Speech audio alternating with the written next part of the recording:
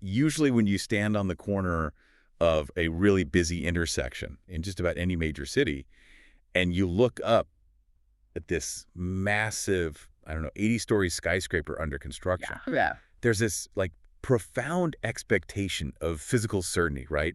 You see the sheer volume of glass, the massive steel girders being hoisted up into the sky. Right, the thousands of tons of concrete just being poured into the foundation. Exactly.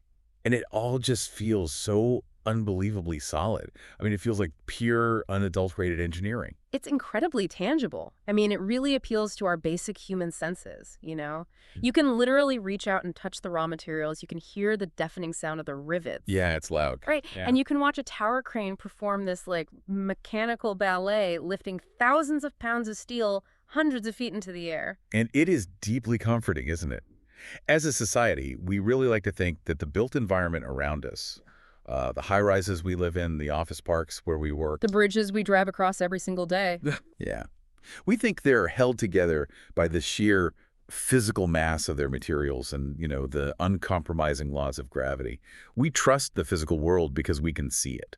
But the reality is that the physical world of commercial development is, well, it's kind of an illusion, at least in terms of what actually holds it all together. Right. When you step behind the curtain into the actual machinery of commercial real estate and infrastructure, you suddenly realize that that multi-million-dollar tower crane isn't lifting a single steel girder without a piece of paper. Piece of paper. Exactly.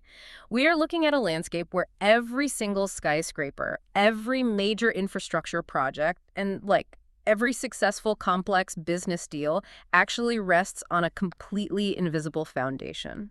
Words, specifically the contract. And that invisible foundation is exactly what we're here to explore with you today. So if you've ever wondered how billions of dollars change hands without just, evaporating into thin air. Which happens more than you'd think. Right.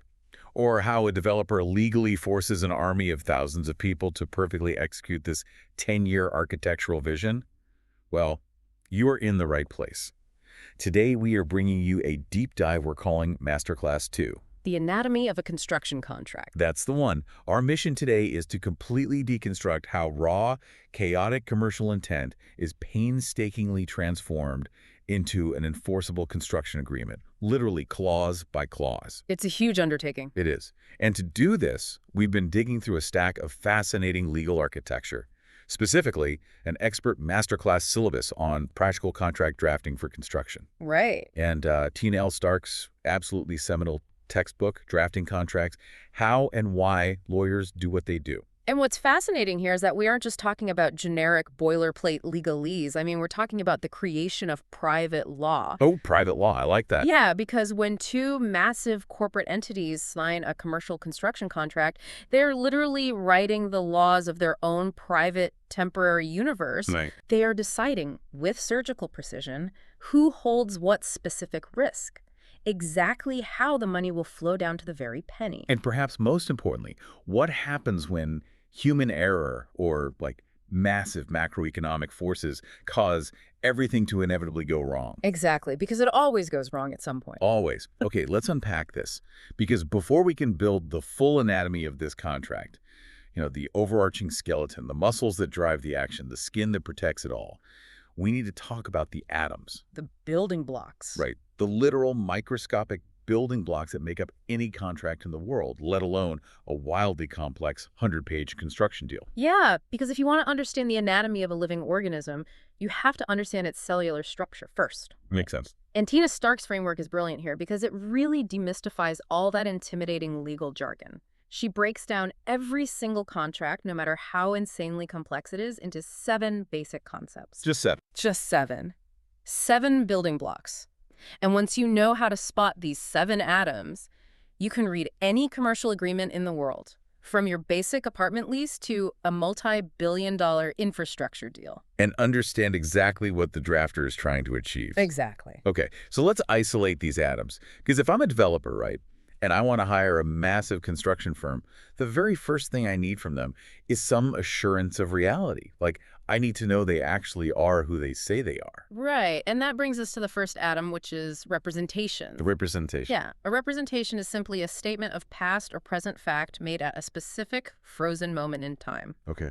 Its entire purpose is to induce the other party to rely on it and enter into the contract. So give me an example of that in construction. So, for example, a contractor might make a representation stating, the contractor possesses the necessary licensing and financial resources to complete this project within 18 months. Okay, so it is quite literally a snapshot of reality right now. Yeah. They are stating, as a matter of fact, this is the state of the world today.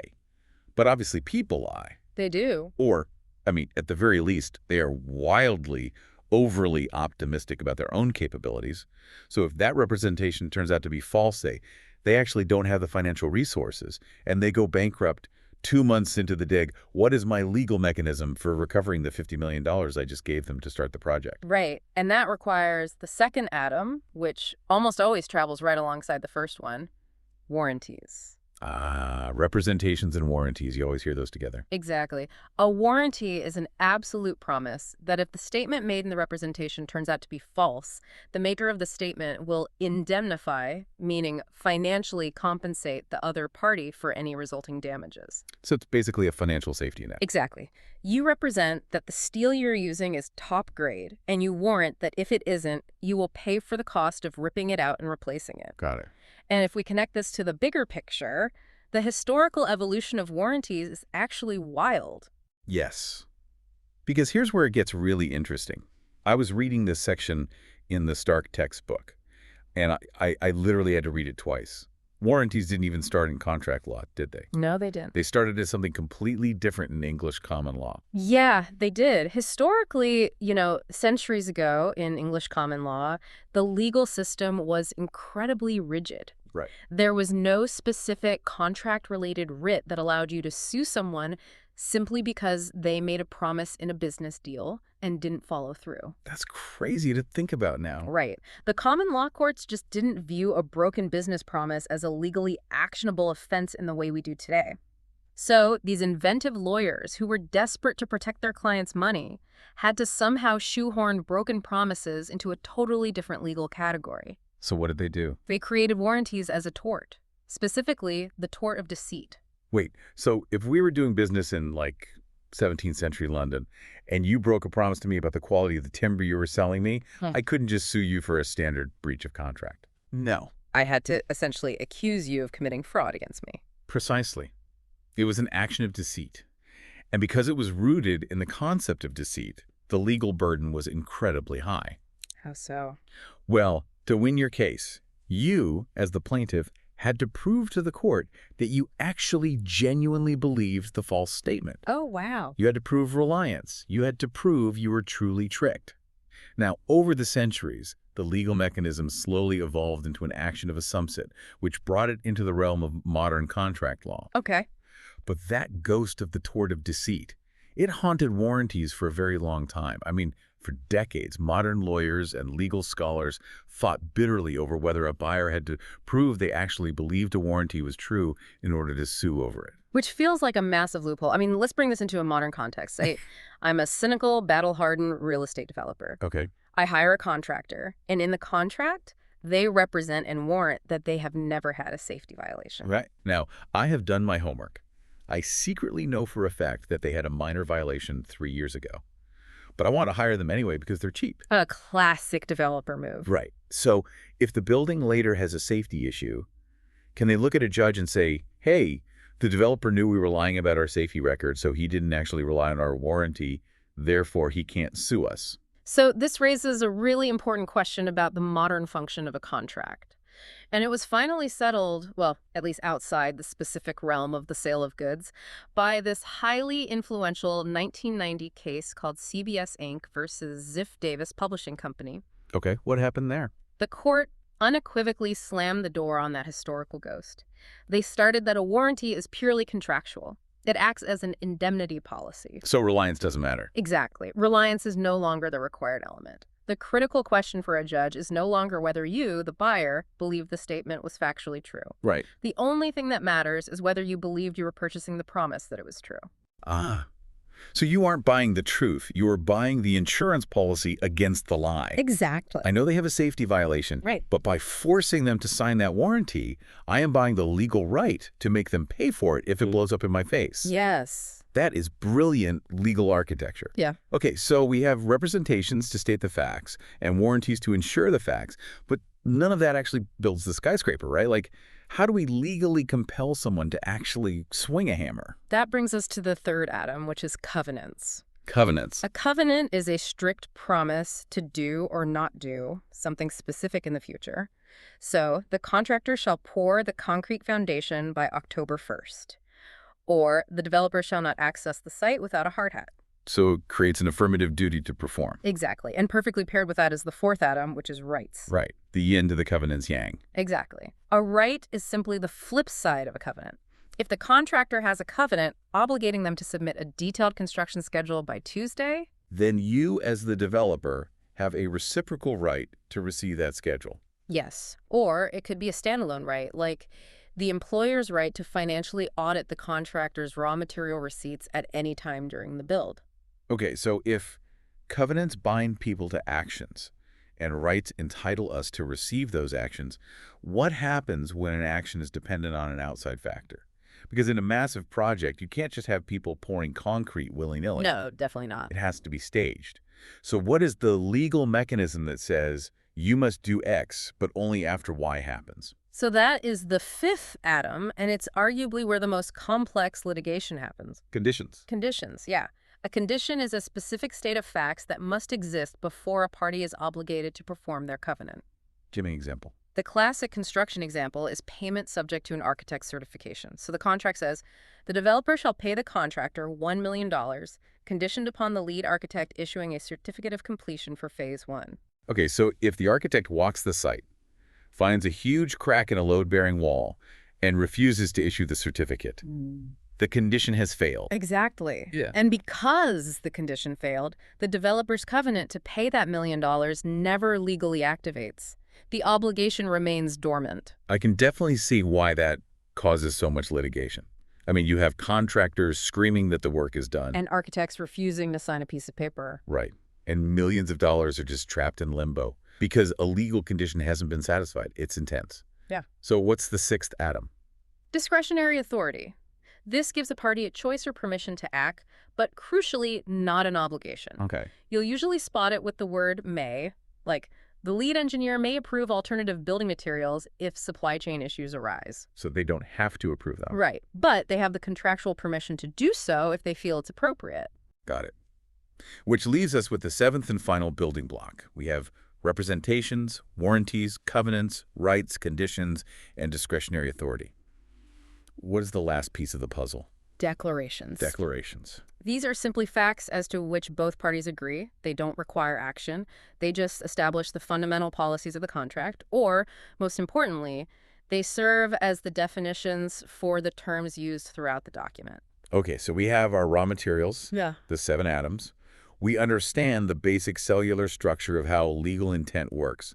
Now, how do we take these microscopic building blocks and organize them into the macro blueprint of a living, breathing construction agreement? Right. Because if I'm looking at a 150-page document, it can't just be a random jumble of covenants and conditions.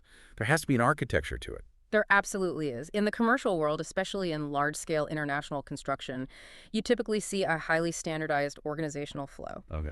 It's often modeled on something called a FIDIC-style agreement. Like, Yeah, a FIDIC is the international standards body for consulting engineers, and they've spent decades refining exactly how a contract should flow chronologically and logically. and the Masterclass syllabus we are looking at lays out this massive framework perfectly. I mean, Yeah. it's a very specific journey. You don't just jump into the rules. You build the universe slowly. Step by step. Right. First, you introduce the parties. Then you lay out the background. Then you painstakingly outline the definitions. Only then do you define the scope of the work. And then you outline the employer's obligations, followed by the contractor's obligations. Then you detail the payment structures, how to handle variations to the design, how to file claims, What happens in a delay, how termination works. and finally, dispute resolution. Exactly. It's a meticulously designed funnel, and it all starts with the introductory provisions, which are there to set the stage. Right. The very first paragraph of any commercial contract is the preamble. It seems simple. I mean, it identifies the name of the agreement, the exact date it becomes effective, and the specific legal names of the parties involved. But even here, in the very first paragraph, Keena Stark has some intense, highly practical opinions on drafting typography. Oh, she definitely does. Yeah, she argues you should always use bold fonts for the names of the parties, so they aggressively jump off the page at the reader. And she has a strict rule. Absolutely no acronyms. And her reasoning for this is a perfect example of how legal drafting really has to respect human cognitive load. Tell me more about that. Well, let's say you were drafting a dense, highly technical contract for a massive hospital wing, right? And you define a subcontractor by an acronym, say BRC. Okay. By page 40 of this dense document, when the reader is deep into the weeds of HVAC installation covenants and plumbing conditions, they have entirely forgotten who or what BRC is. The human brain just drops the reference. And you definitely don't want to judge annoyed because they have to flip back to page 1 every 5 minutes to remember who is actually suing whom. Exactly. So the rule is to use role-related terms. You don't call them Dell or BRC. You call them the contractor, the owner, the architect, or the lender. It creates immediate contextual clarity. When you read, "the owner shall pay the contractor," you instantly understand the power dynamic and the flow of money, regardless of what page you're on. Makes total sense. Yeah. So we have the preamble, the characters are on the stage, and right after that, we get to one of my absolute favorite parts of legal architecture, the recitals. Ah, yes, the recitals. They're essentially the narrative prologue of the contract. Yes, I love this. If this construction contract is a blockbuster movie, the recitals are the opening title sequence. It is the Star Wars text crawl slowly floating through space. That's a great way to think about it. It's brilliant. It tells you who the Rebel Alliance is, why the evil empire is mad, what the stakes of the conflict are, and how everyone ended up in this specific sector of the galaxy on this specific date. It's all the vital backstory you need to understand the universe, but the actual laser blasters haven't started firing yet. The action hasn't started. That is a perfect analogy for how modern lawyers view them. The recitals tell the story of the transaction. Why are these two specific parties sitting at a table together today? Right. But what's fascinating is that historically, English lawyers used to write these incredibly long, rambling, multi-page recitals that just went on forever. And I laughed out loud when I read the historical context for this in the sources because it is so cynical. They wrote massive, rambling preambles because they were literally being paid by the word. They were. They were completely incentivized to be as verbose as humanly possible. The syllabus gives an example of this archaic legalese, and it sounds like a bad Shakespeare play. Let me pull it up. Now, therefore, in consideration of $10 paid in hand and other good and valuable consideration, the receipt and sufficiency of which is hereby acknowledged by all parties hitherto. I mean, it's exhausting. It is pure, unfiltered legalese, and it's completely driven by a centuries-old compensation structure for scriveners. Thankfully, we've moved past that. We have. Today, modern drafters use a much more elegant contemporary style. After laying out a few concise background paragraphs, they simply transition with a clean phrase like, "Accordingly, the parties agree as follows." Boom. The Star Wars crawl fades out, and you are immediately dropped into the action. Exactly. But there's a massive, dangerous trap hidden in the recitals, which Stark refers to as a golden rule of drafting. You cannot put the action in the opening crawl. Exactly. Operative provisions, meaning the covenants, the warranties, the actual obligations that we discussed in our atoms, do not belong in the recitals. The recitals are narrative background. Right. If a lawyer accidentally slips a promise into the recitals, say, whereas the contractor promises to finish the roof by December, a judge might look at that during a lawsuit and say, that's backstory. It is legally non-binding. Wow. And they will completely refuse to enforce it. Furthermore, if the narrative in the recitals and the operative covenants in the main body of the contract contradict each other, the operative part wins every single time. Okay, I have to push back on this because it feels like a massive, unnecessary risk. How? Well, if the recitals are legally non-operative, and if accidentally putting an actual promise in there can destroy your ability to enforce it, why do these high-priced corporate lawyers bother writing them at all? That's a fair point. Right. If I'm drafting a deal, I want every single word to be an enforceable weapon. Why not just skip the story, delete the recitals entirely, and start at paragraph 1 with the covenants? It is a totally valid question, and the answer lies in how courts interpret ambiguity. Okay. When a contract is perfectly clear, a judge only looks at the four corners of the operative text. But when a dispute arises over a vague clause, and believe me, in a 10-year construction project, ambiguities always arise. A judge needs to understand the overarching intent of the parties. Like, why were they doing this deal in the first place? Exactly. In those moments of ambiguity, the narrative established in the recitals can actually save your life in a litigation. I need an example of this because it sounds like relying on a prologue to save a really bad plot. Let's look at a foundational case taught in almost every law school. Wood versus Lucy, Lady Duff Gordon. Okay, Lady Duff Gordon. Who was she? She was an incredibly famous fashion designer in the early 20th century. She entered into a contract where she granted a man named Wood an exclusive license to market her designs and brand. So she couldn't sell them through anyone else, only him. Right. However, the operative text of the contract actually never explicitly included a covenant stating that Wood promised to use his best efforts to sell her designs. He just held the exclusive right to do so. Oh, I see where this is going. Yeah. Eventually, she broke the contract by secretly selling designs on the side.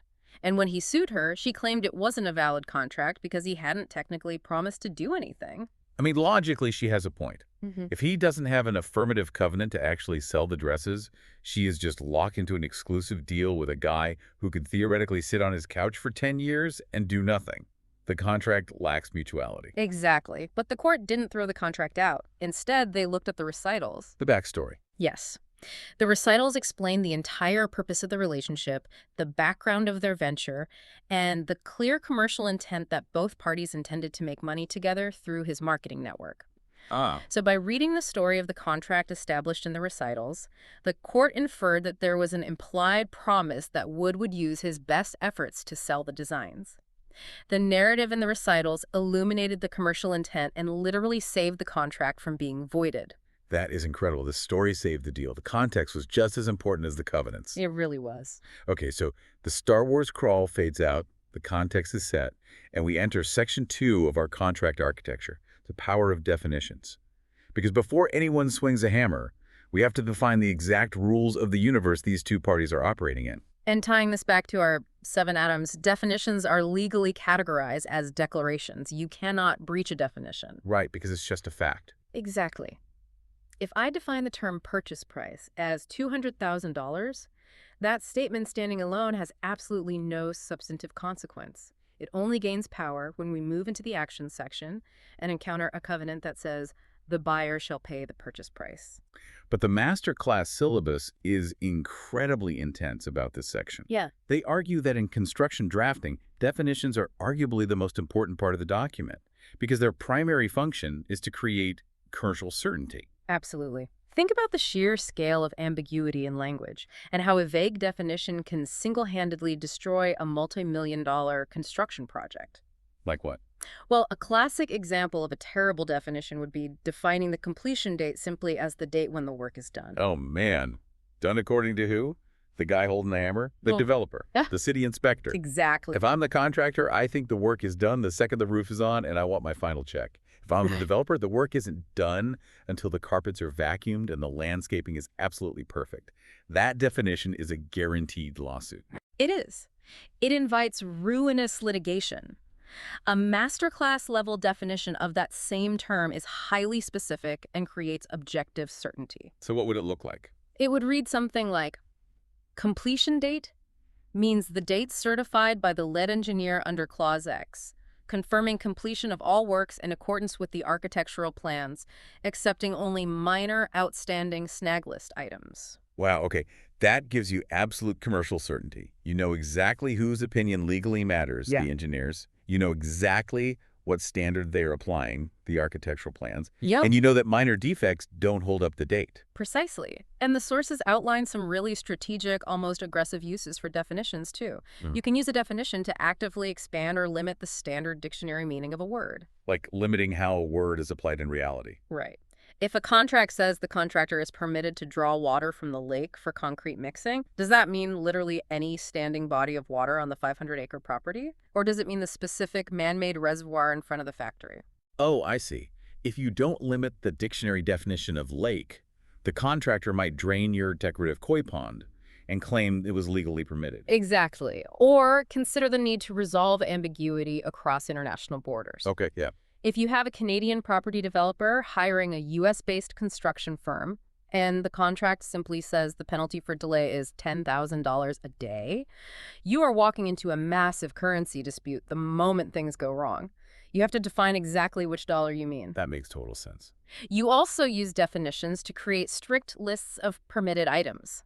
A bank lending $100 million to a construction firm might use the definition section to define exactly what permitted investments are, ensuring the firm doesn't take their loan money and put it into high-risk crypto assets instead of maintaining liquid capital for the build. But just like with the recitals, there is a massive trap here for drafters, and it's one that can completely blow up a deal. The stuffed definition. Oh, the stuff definition. This is one of the most common and most dangerous drafting errors even experienced lawyers make. What exactly is it? It is the act of hiding a substantive covenant or a condition inside a declaration. For example, imagine reading a software development contract with a definition that says intellectual property means all patents, copyrights, and trademarks, which must be delivered unencumbered by the closing date. Whoa, let's look at that. Which must be delivered unencumbered by the closing date. That is not a definition of what intellectual property is. That is a demand of what you must do with it. Exactly. It is a condition or a covenant illegally smuggled inside a declaration. Here's where it gets really interesting, because I was trying to visualize why this is so dangerous. It's exactly like the legend on a treasure map. A treasure map. Yeah, hear me out. If the legend on the map says a skull and crossbones symbol needs a trap, that's fine. It's defining the symbol. But if you hide an actual physical booby trap inside the parchment of the legend itself, someone is going to get hurt. That's actually a great analogy. If I am the lawyer reviewing this deal for the developer, I am looking in the conditions section to see what my client has to do before closing. I am not scouring the dictionary section expecting to find hidden obligations. If I miss it, my client breaches the contract. And the danger of stuff definitions actually leads into a massive ongoing debate among transactional lawyers about the physical formatting and placement of definitions. Oh, right. Like, where should this dictionary live in the architecture of the document? Exactly. Do you put every single definition up front in Article 1 right after the recitals? Or do you sprinkle them throughout the text, defining them in context as they naturally appear in the narrative? What's the consensus? There are pros and cons to both approaches, and it often depends on the complexity of the deal. Sophisticated commercial readers, like bankers and private equity firms, generally demand that all definitions be placed up front in a dedicated Article 1. Why is that? Because it allows them to skim the absolute parameters of the deal immediately without reading all 200 pages. If a banker is reviewing a massive commercial loan agreement for a skyscraper, they can look at Article 1, find the definitions for the required financial ratios and EBITDA, and instantly understand exactly how tight the financial leash is on the borrower. That makes sense for skimming. But as a reader, the con is the cognitive drain of the page flipping. Oh, it's terrible. If I'm reading a dense indemnification clause on page 80, and it says the contractor is liable subject to the permitted encumbrances, I had to physically hold my finger on page 80, flip all the way back to page 2, read the highly technical definition of a permitted encumbrance, and then flip back to page 80 and try to remember what the sentence was about. It just destroys the flow of reading. Which is exactly why some drafters adamantly prefer defining terms in context, right in the paragraph where they first appear. It dramatically helps the narrative flow. It reads more like a book. But the fatal flaw there is that if you encounter that same defined term again on page 112, you have to somehow remember that it was originally defined in a random paragraph on page 14, and good luck finding it without a digital search function. Yeah, that sounds like a nightmare. So there is no perfect system, but the golden rule the Masterclass emphasizes is consistency. Pick a system and stick to it. Exactly. Okay, so we've established our cast of characters in the preamble. We've told the story of the deal and the recitals. We've defined the rules of the universe and the definitions. Now we finally reached the core of the contract, the action sections. It is time for the parties to actually do something. The action sections are the beating heart of the contract. This is known formally as the subject matter performance provision. Subject matter performance provision. Yes, it is the primary objective of the entire endeavor. In a construction deal, it is the covenant where the contractor formally promises to build the 80-story office tower, and the owner formally promises to pay for it. And the syllabus puts an absolutely massive emphasis here on grammatical voice, specifically the use of active voice versus passive voice. This is huge. Now, if you're listening to this, you might be thinking, I haven't cared about active versus passive voice since high school English. But in commercial contract drafting, the choice of a verb tense is literally a matter of multi-million-dollar legal liability, isn't it? It can be the difference between winning a lawsuit and bankrupting your company. The absolute drafting mandate is that you must use the active voice for covenants. Active voice for covenants. Yes. The contractor shall build the retaining wall. Active voice clearly, undeniably identifies exactly who is legally obligated to perform the action. Okay, and if I use passive? If you use passive voice saying, the retaining wall shall be built, you have completely obscured the actor. Who's legally required to build it? Is it the owner, the general contractor, a specific subcontractor? Right. If the wall doesn't get built and the hillside collapses, everyone is going to point at that passive sentence and say, it didn't say I had to build it. Wow. But the nuance here, and this is what blew my mind, is that while passive voice is a deadly sin for covenants, it is actually the perfect tool for conditions. Yes, and understanding why is the key to mastering legal logic. With a condition, the legal focus is entirely on the result, not the actor. Give me a scenario. Let's say the contract contains a condition that says the existing manufacturing facility must have been demolished before the first milestone payment is issued. Okay, that is passive voice. It is, but it works perfectly because as the developer paying the bill, you don't care who knocked the building down. It doesn't matter if the owner's team knocked it down or the city condemned it and bulldozed it or a Category 5 hurricane blew it away. Right. The only thing that legally matters to trigger the payment is the objective reality of the result. The facility is gone. If the result is achieved, the condition is met and the deal moves forward. That makes perfect sense. Covenants demand an actor, so you use the active voice to pin the liability on them. Conditions just require an event to exist, so passive voice works to describe the state of the world. Exactly. And digging into the mechanics of this brings up a really crucial, fascinating difference in risk allocation when we talk about closing deliveries. There is a massive distinction between a walkaway right and actual damages. This is a beautiful piece of legal architecture, and it's all about mapping risk to control. How did that work? When you are closing a complex commercial deal, there are dozens of documents that have to be delivered to the table. Let's use the example of a legal opinion from the opposing party's outside counsel. Okay. If you draft the contract so that the delivery of that legal opinion is in the action section, you have made it a covenant. You are actively promising that the opposing counsel will deliver that opinion by Friday. And if Friday comes and they don't deliver it? Because it was a covenant, you have now breached the contract. You are legally liable for damages. Wait, really? Yes. But if you stop and think about the reality of the situation, you don't control the opposing counsel. They don't work for you. You cannot physically or legally force them to write and deliver that opinion. So why in the world would you ever covenant something that you have absolutely no control over? So you're absorbing the liability for a third party's failure. That's a terrible position to be in. So what is the structural fix?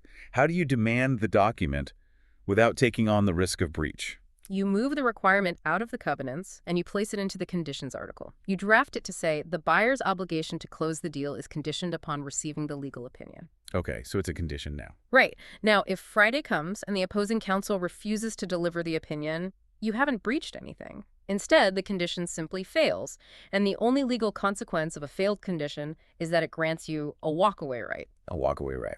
Yeah. The deal just doesn't happen. You pack up your briefcase, you walk away from the table, but no one is in breach, and no one owes millions of dollars in damages.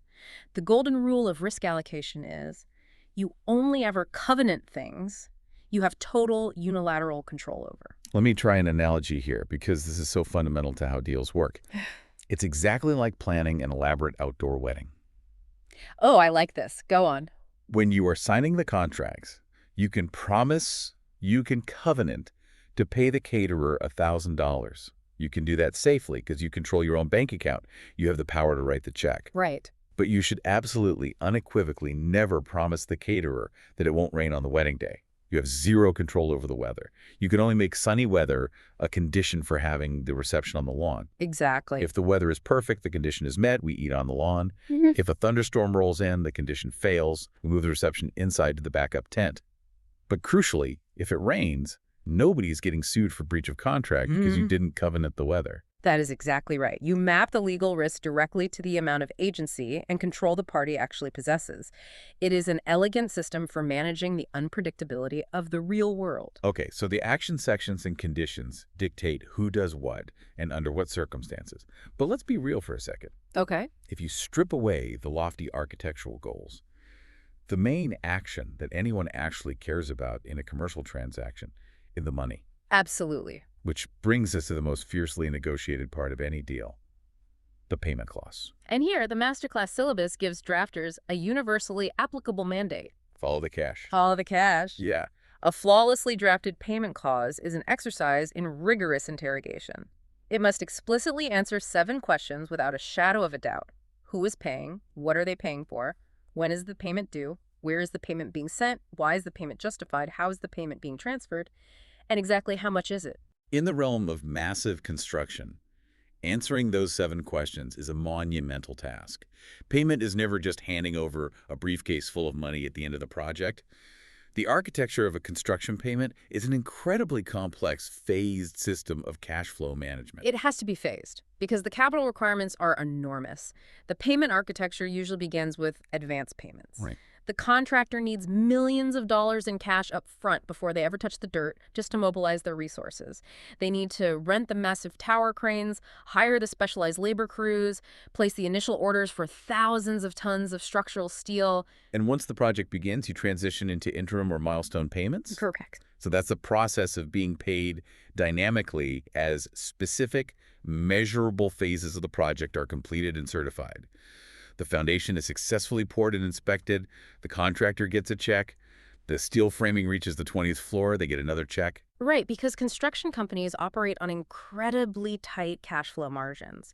They can't afford to float the cost of an 80-story building for 3 years. No way. But the employer, the developer who is actually funding the building, also needs extreme protection.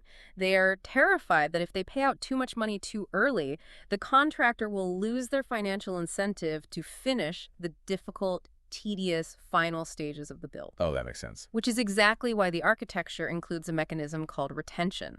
Okay, we need to unpack retention because if you've ever dealt with contractors on any scale, this is a huge psychological and financial lever. It really is. Retention is a contractual mechanism where the employer holds back a specific percentage of the cash, usually 5 or 10% of every single milestone payment, and places it into a separate escrow-like account. Like holding it hostage. Yes.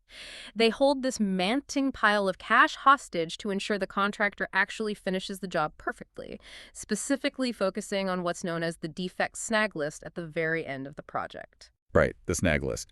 The building is technically standing, but the paint in the lobby is chipped, the HVAC unit on the 3rd floor rattles, and 3 doors don't close properly. Exactly. If the developer had paid the contractor 100% of the money before the snag list was completed, human nature dictates that the contractor might just look at those annoying low-profit fixes and simply walk away to start their next lucrative project. Because they already have the money. Right.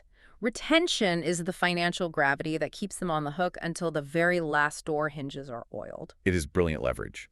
And alongside retention, you also have set-off rights, where the contract explicitly grants the employer the power to look at a milestone payment. Say, wait, you owe me 50 grand for damaging my equipment last month, and deduct that money directly from the check they are about to write. Very common. And finally, assuming everyone survives all of this, you reach the final payment, the endgame settlement where the retention is released and the accounts are cleared. But tracking all this money leads to a fascinating pitfall that the sources call the cash trap. Ah, yes, the cash trap. This is where Tina Stark's book offers a seemingly bizarre but highly practical tip for modern drafters. She argues that you should almost never write in a commercial contract that a party must pay their obligations in cash. Which sounds completely counterintuitive. Yeah. The old saying is cash is king. Why wouldn't I want a contract that demands I get paid in cash? Because in the hyper-literal world of legal interpretation, some courts have interpreted the word cash to mean exactly that. Literal, physical, paper currency. You're kidding. No. Which means if you have a hostile relationship with a counterparty and they owe you a $40 million final payment, They could theoretically satisfy their contractual obligation by rolling up to your corporate law firm with a fleet of armored trucks and dumping wheelbarrows full of $1 bills and quarters into your lobby. I am just imagining the sheer chaos of a corporate receptionist dealing with $40 million in loose change. And the hostile party's lawyer just standing there saying, "Well, Your Honor, we fulfilled our obligation. The contract explicitly demanded cash." It sounds absurd, like a prank, but the concept of malicious compliance is very real in high-stakes business disputes. You never, ever want to give a hostile party an avenue to fulfill their obligation in a way that creates a massive logistical nightmare for your client.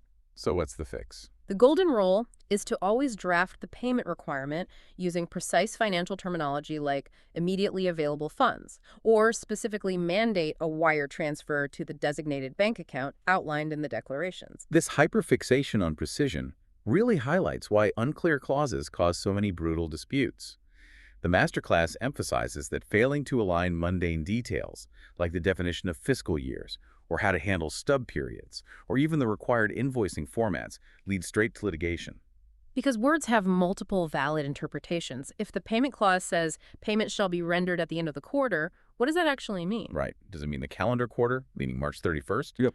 Or does it mean the specific fiscal quarter of the corporation paying the bill, which might end on April 15th? Exactly.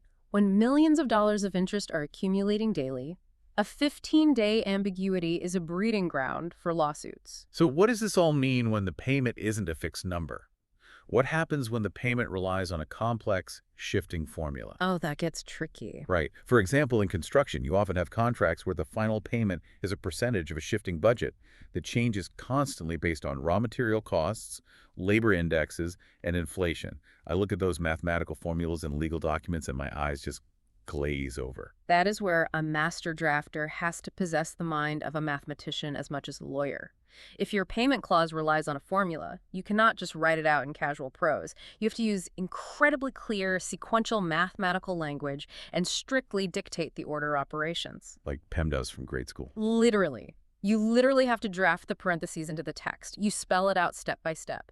First, subtract x from y. Second, multiply the resulting sum by z. And if you don't, If you lazily just draft the payment shall be x minus y times z, you're going to end up in a federal court arguing with opposing counsel over whether the multiplication or the subtraction was intended to happen first. follow the cash, answer the 7 questions, dictate the medium of transfer, do the math correctly. It sounds like basic logic, but when you look at the scale of these projects, you can see how easily a $50 million deal could completely derail into a decade of litigation over a misplaced parenthesis or a vaguely defined fiscal quarter. Which brings us perfectly to the ultimate derailment. We've followed the cash, we've outlined the obligations, but what happens when the money stops flowing? Yeah. What happens when the project stalls or the market crashes, or the relationship between the developer and the contractor completely and irreparably breaks down? We reach the end of the line, the final section of our architectural blueprint, the endgame provisions. This is where lawyers earn their money, planning for both the best-case scenarios and the absolute worst-case nightmares. And to understand the endgame, we have to start by looking at the psychology of the negotiation room. The psychology. Yeah.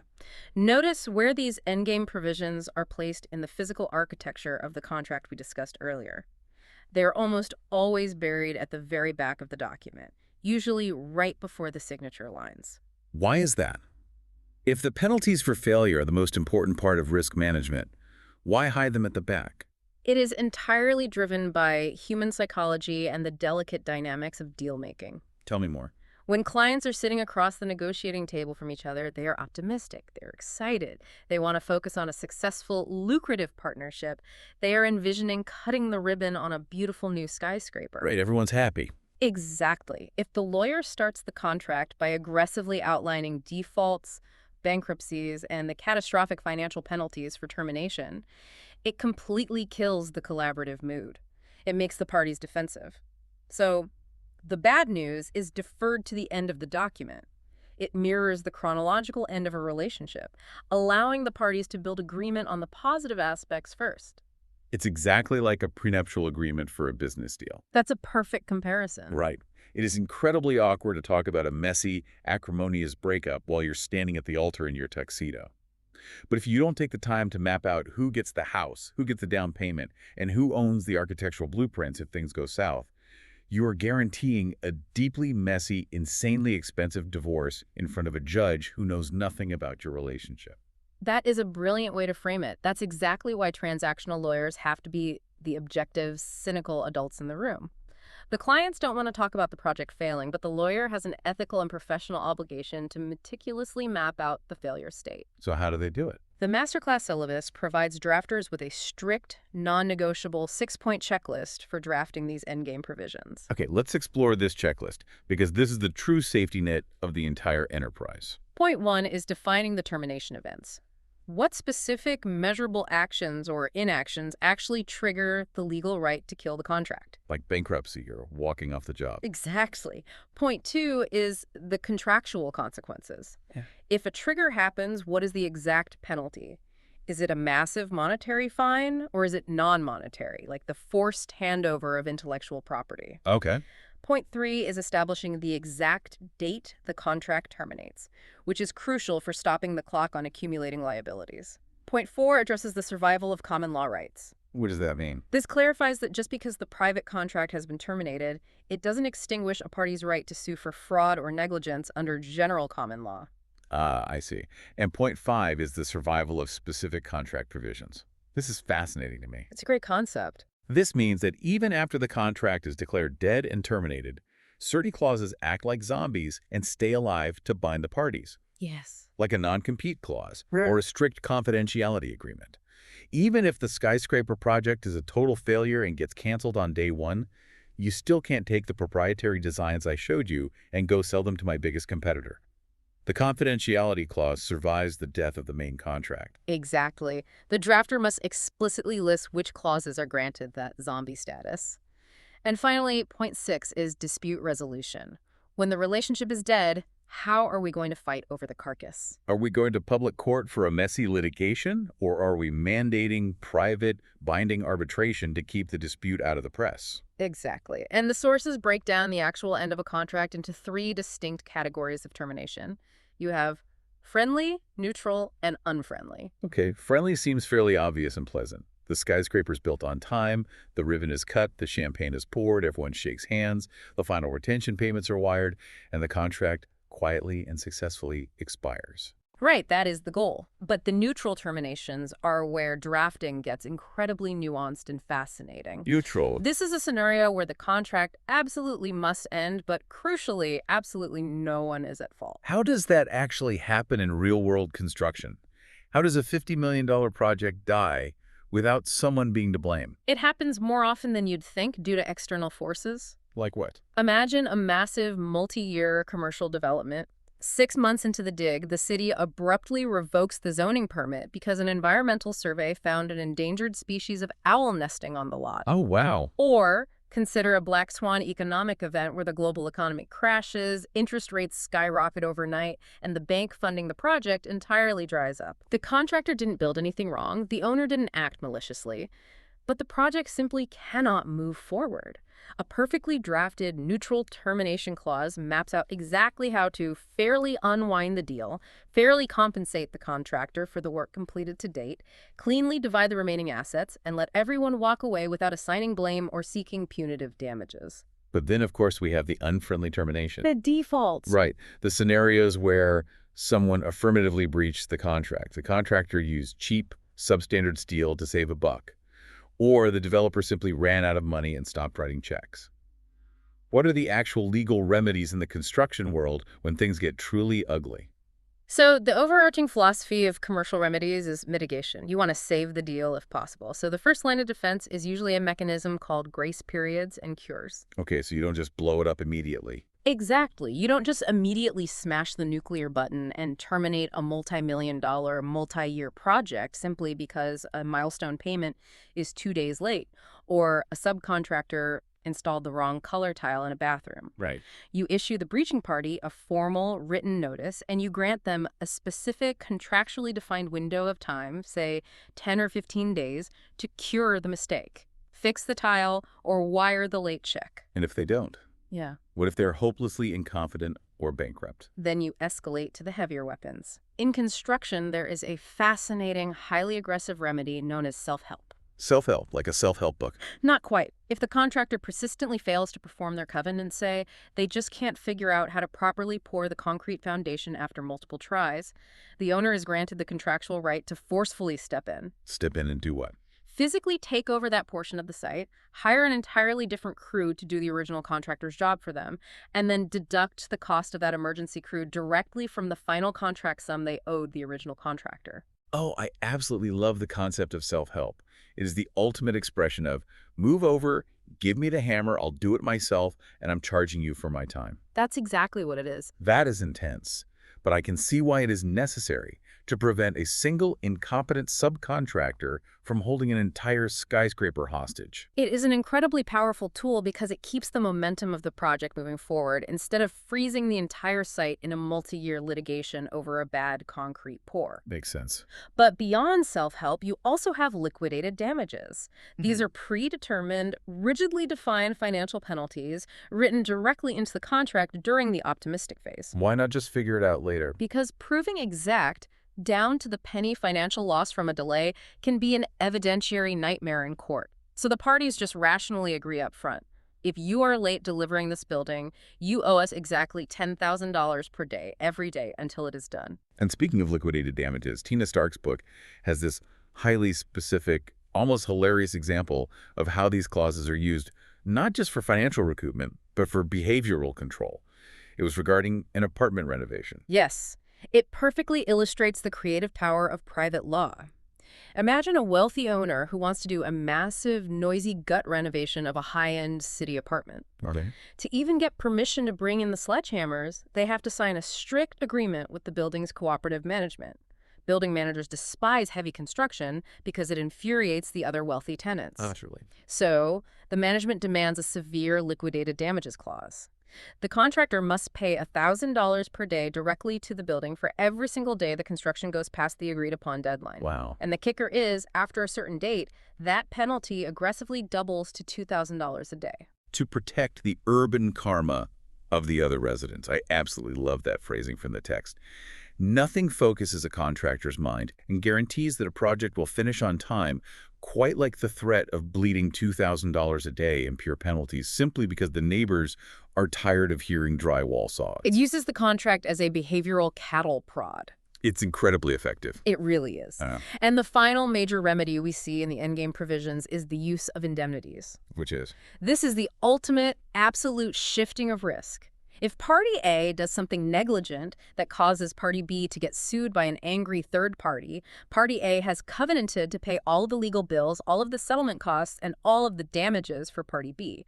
So the innocent party doesn't pay a dime. Exactly. The risk of loss is contractually shifted entirely off the innocent victim and squarely onto the shoulders of the party that caused the problem. Okay, let's step back, take a breath, and synthesize all of this.